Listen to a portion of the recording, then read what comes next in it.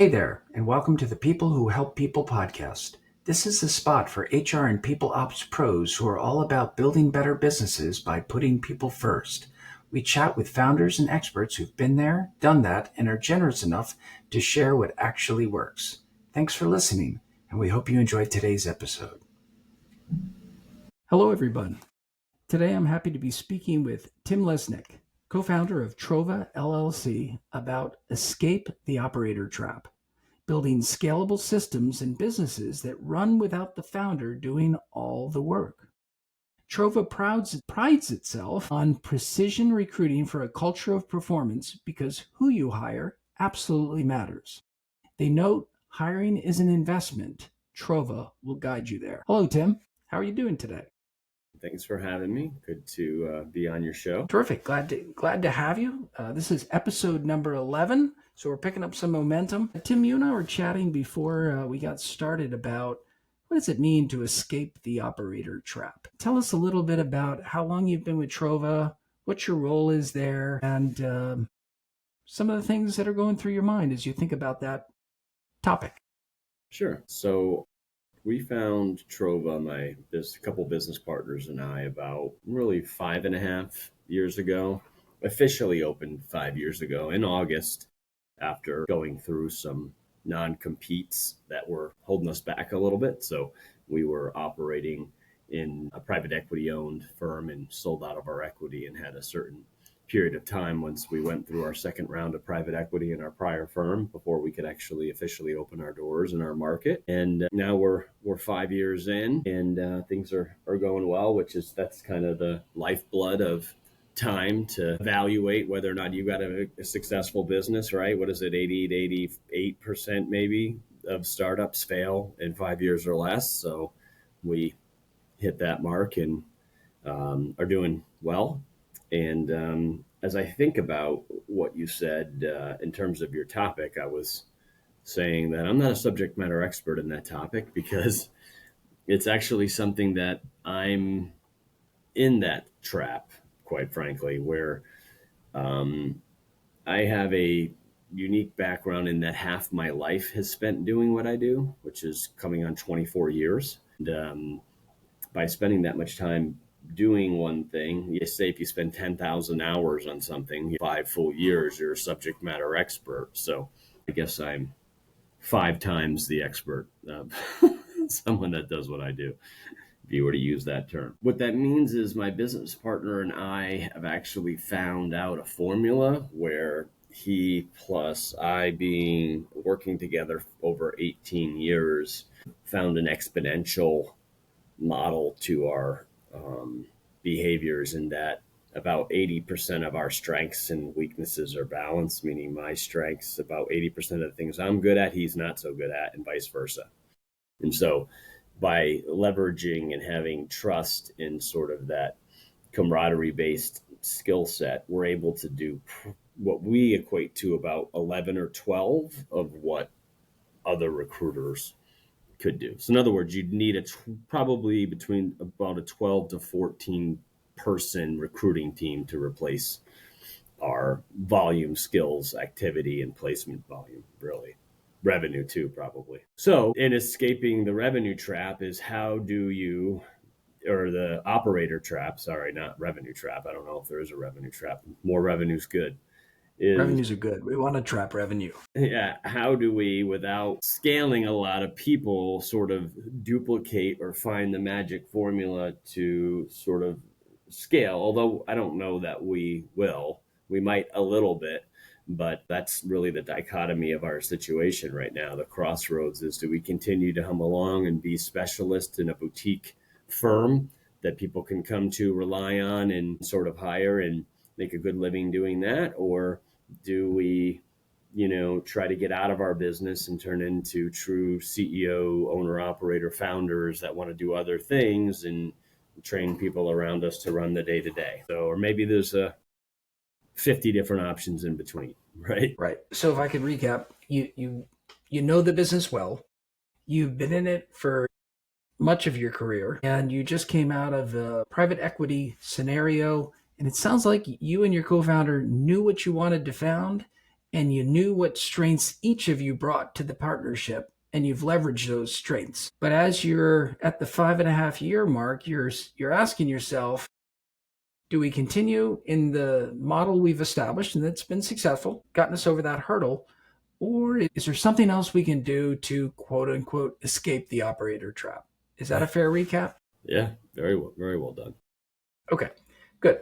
So let's dig into that a little bit. What's your gut tell you? When I looked at your website, I can tell you've defined your niche well, and that your offer proposition to those you serve is specialized and is like I said, well targeted. So it seems to me that when clients hire you, they know what they're getting. But we're talking about the engine behind the scenes, right?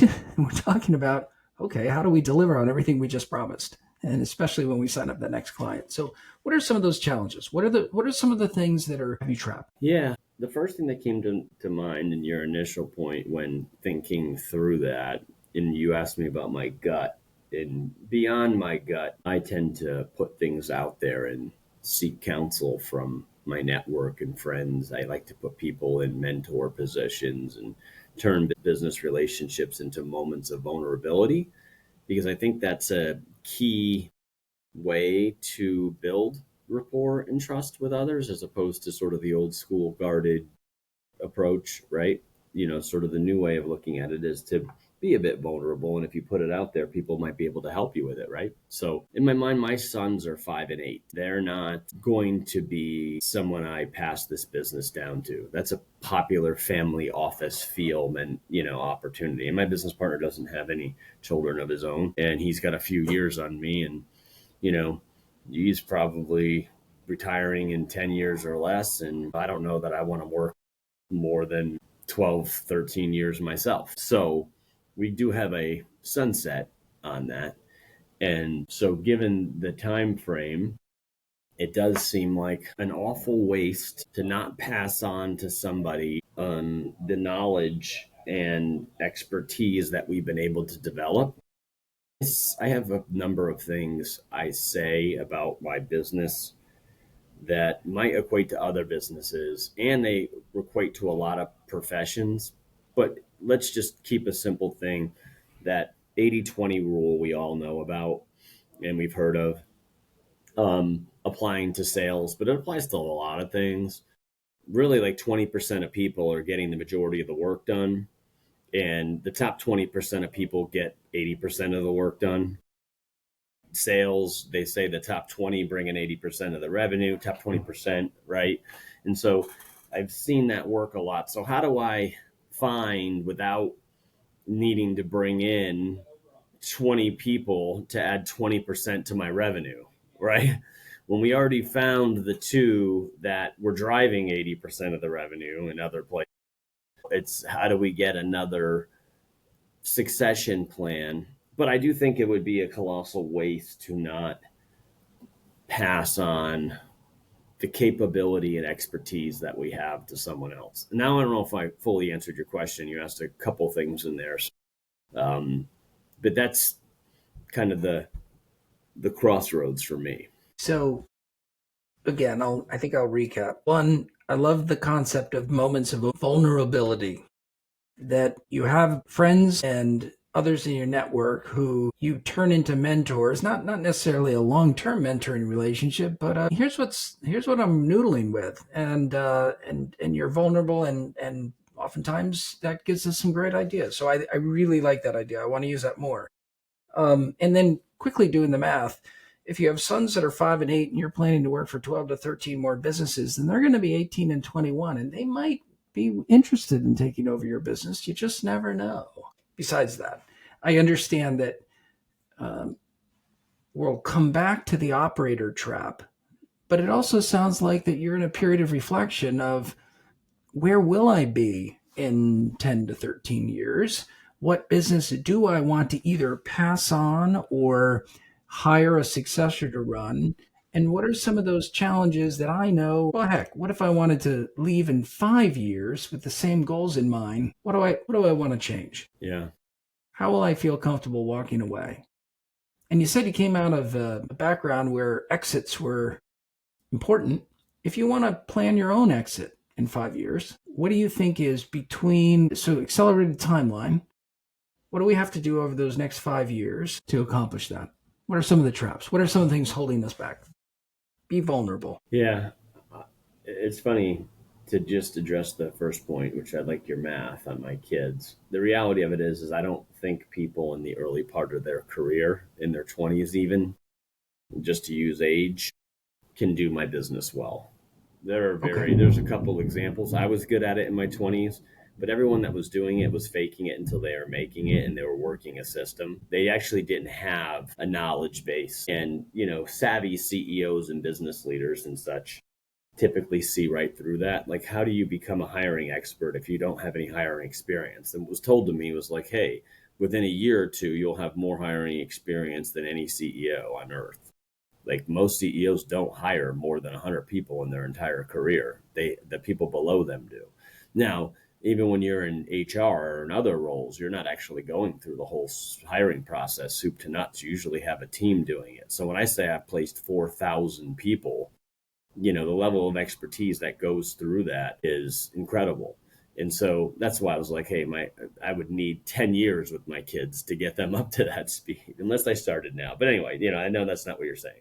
But, to be vulnerable and say the other side of it, it's a matter of how do you get somebody else there? And people sort of need to be, look, I'll use my last company as an example because they did do it, to your point, right? And they actually did it well. And you're just guessing based on what I've said, but they obviously did, because that generated my business partner, and probably another 50 people like me across the country, a number of which that have boutique firms, some of which are retired and such.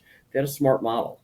They basically threw a lot of money at it with some investors and stuff, worked across the country to try to find the best of the best. They did it by offering equity, which you don't normally get for recruiters and headhunters. Like, it's very expensive for you to go out on your own and be able to cover payroll for a number of people. If you're a quasi or true headhunter, that's like being a realtor. You just have to sort of not be used to not making money, and then you kill what you eat. That's sort of that model.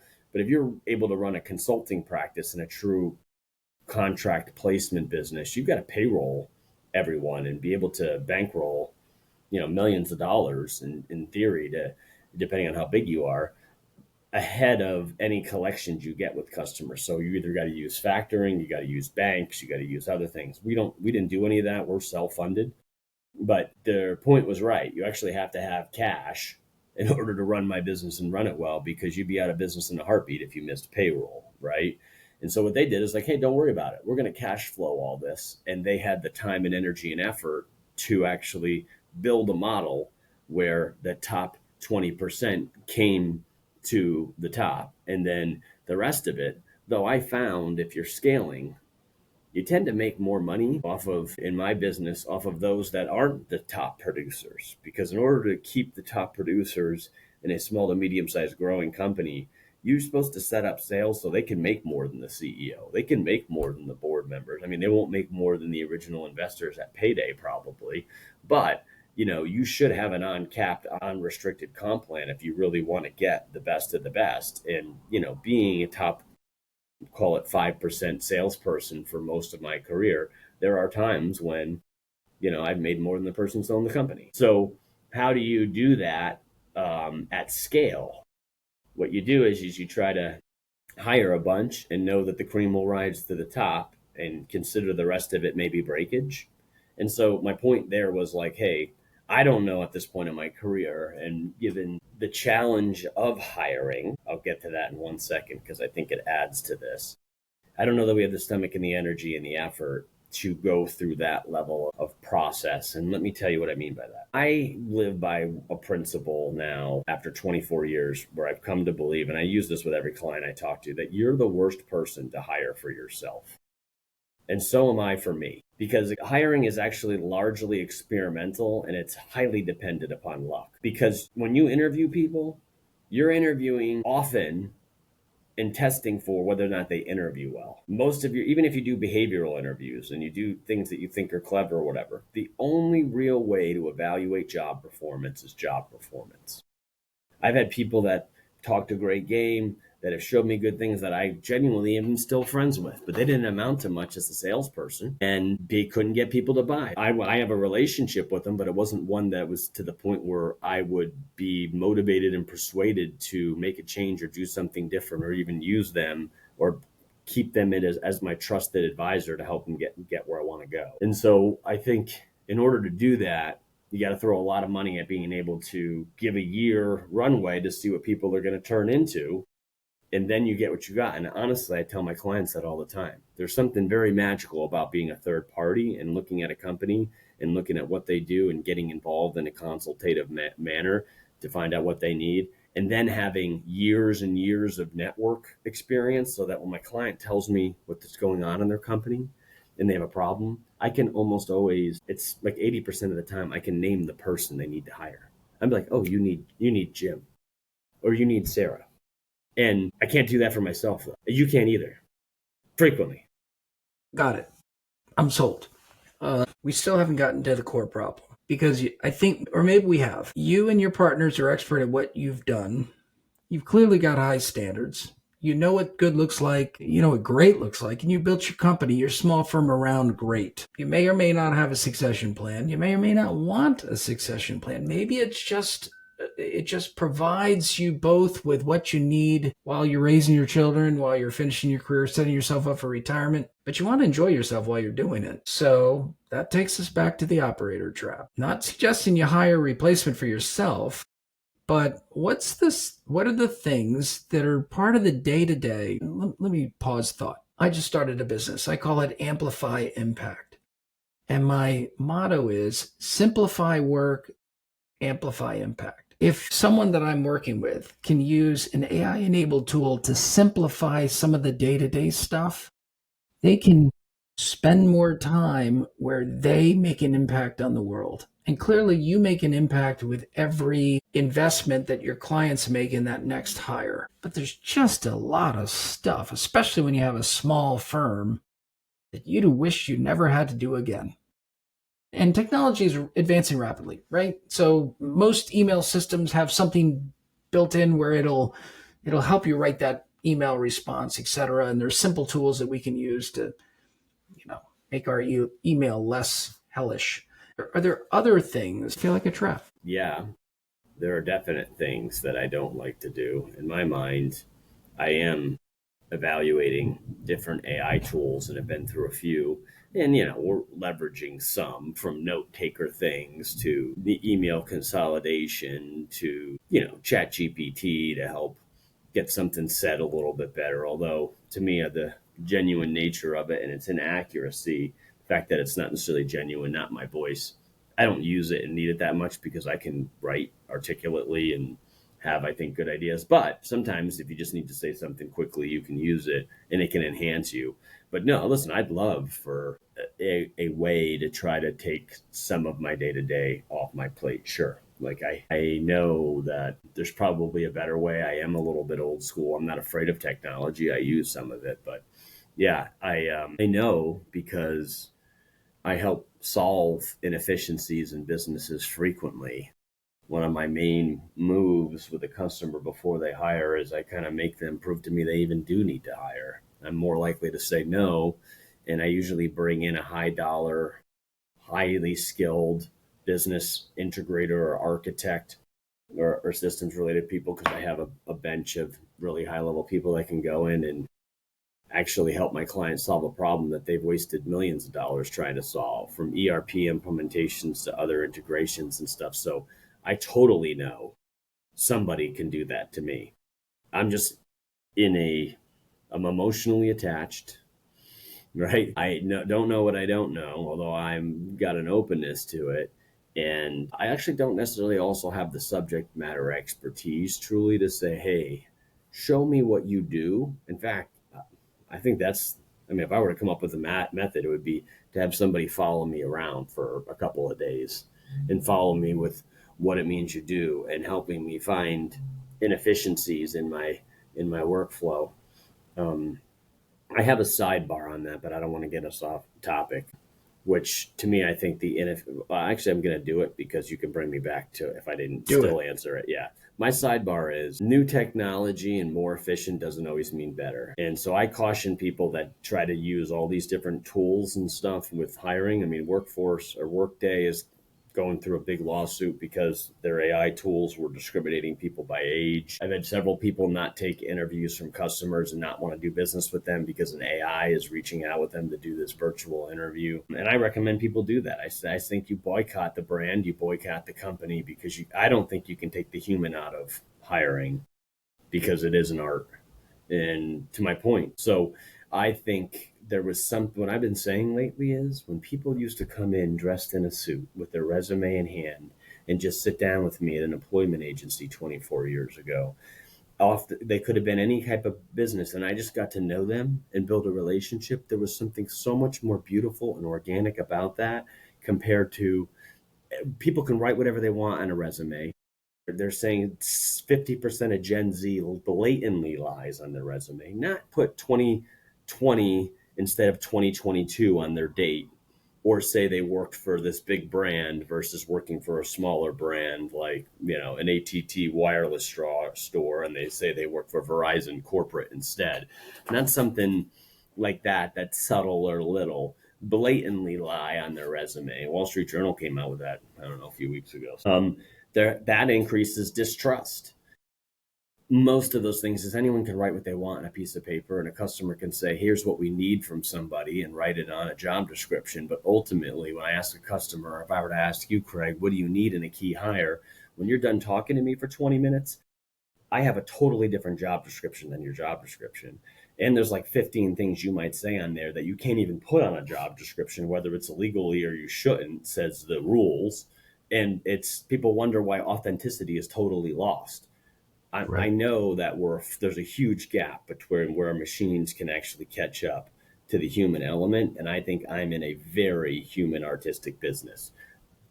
I mean, artists might say that, and I've seen some AI art there that's pretty freaking sick. So I don't know what I don't know about it, but that's just my opinion, right? Sure. So I'm with you, and through this podcast, this topic is coming up a lot. Is AI? How do we feel?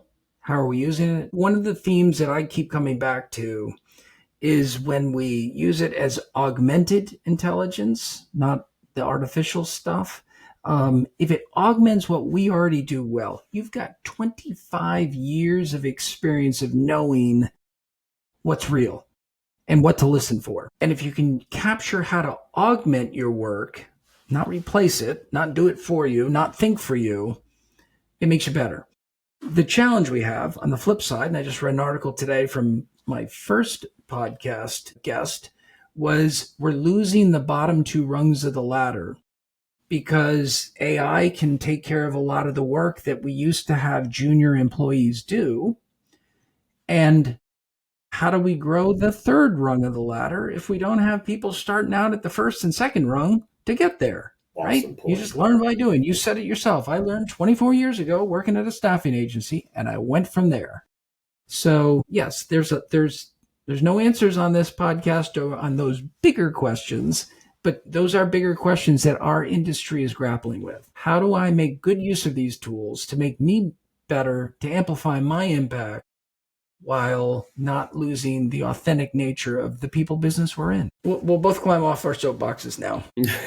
Let's get back to a question. All right. So we've been exploring the operator trap. We agree that in a highly specialized business such as yours, that there's target opportunities, and you're exploring those opportunities in a piecemeal fashion. But the other thing that I'm seeing is there's this cascade daily. Everybody wants us to try everything, something that's new, and not all of it has stood the test of time. The Workday example. Right? It seemed like a good idea. It's embedded in the tool. Workday's not going to steer us wrong.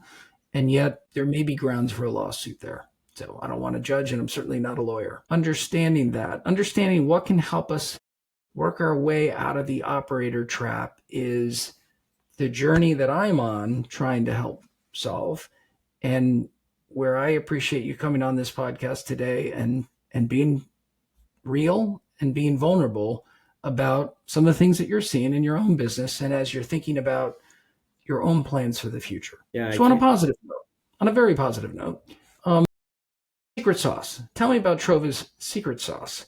You've touched on it, but some of the things of which you're most proud and that we're doing this better than most. Yeah, I think if I were to say it in the most grandiose fashion, something very magical happens when you do something that's a little bit different every day. For 24 years, we supported the largest companies globally and then bring that to small to medium sized companies. It's a knowledge and a skill set that it's like, hey, ultimately there is no perfect answer to doing what we do. But I asked one of my best clients to say, hey, what's the argument for hiring me? You used me for years and I wondered why. And he's like, look, I don't know what you would cost per hour. You're not hireable, but you're a specialist and a subject matter expert in hiring. And I get to bring you on my team for free. And the only time I ever pay you is if you beat me and my own network looking for people and my internal hiring team. And if I want to use another source or two, yes. I said, you only pay me if I bring you the best or exactly what you're looking for. And that's been the model for a long time. And so how could the secret sauce is that, to your point, the key thing you're saying, or some of the things I ask, sometimes people roll their eyes. Why do you need to know that? Or, one of my younger guys in here is listening to me interview, and he's like, you didn't even ask that person an interview question. Mhm. And I was just like, but I know them. I know what they're going to do. I know who they are. I know where they live. I know what their family does. I know what motivates them. And they're like, how did you get all of that out of that? Honestly, if I could get someone talking about a teaspoon or an experience they had at a restaurant or what they do, it's an art, right? And with my clients, I do the same thing. Like I had a salesperson listen to a call for me that I did the other day, and I spent 26 minutes just talking through stuff that had nothing to do with business whatsoever. And she's like, this is wasting my time. I sent her a text. I said, get back in here. And she's just like, look, I didn't get anything out of that. The call ended 4 minutes later and the client signed my contract. What was I doing? I spent 26 minutes figuring out the first rule, which is no one's going to buy from you unless they like you, unless they know you. And so I'm selling me before I sell anything else I have. And I have a service. So that's when you sell a service, you're not even selling anything anyway. It's like, do you sign my contract in the case you need somebody? So, when I have this, and to me, at the end of the day, I put my money where my mouth is. I've returned more fees after a guarantee than I have during a guarantee period. I give away someone for free in my position every single week. I help clients and friends, kids get their career started. It's a chicken before the egg. How do you get going? To your point, like, hey, it's going to be really hard to develop that middle level management or that third tier of skill if someone doesn't have any calluses on their hand. And I'm like, everyone asks me, what's the best recipe for success? I'm like, go dig ditches. And ditches is in quotes. Do something, do it well, show people that you can show up and work on time, be the best darn Publix food stocker at the grocery store you've ever seen, say hi to everybody you see. There's a kid over here who's like 19 years old at the chocolate store over here. He has my card, and when he graduates, I will place him for a fee or hire him in my company because he does that just working at a retail store.